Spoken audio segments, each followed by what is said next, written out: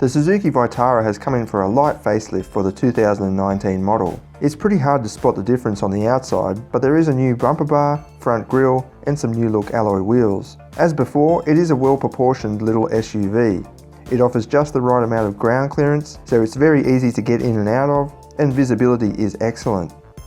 Inside has also been lightly updated with a new 4.2-inch TFT display for the instrument cluster. It shows some cool readouts such as real-time G-force, engine outputs, and animations for the drive modes. Passenger space is surprisingly accommodating, with a tall ceiling helping with headroom and an uncluttered dash and center console making it feel airy and approachable. We love the tyre tread-like seat trim and the basic yet user-friendly touchscreen media interface. Rear seat space is also pretty impressive for this class, with an almost flat floor and a large lower seat cushion making it more comfortable than you might expect. The huge sunroof option also helps lighten up the atmosphere. Boot space is rated at 375 litres, which is not bad for this class. In fact, some larger vehicles don't even offer this much volume. There's a split level floor as well with extra storage underneath, as well as side pockets and a 12-volt power socket.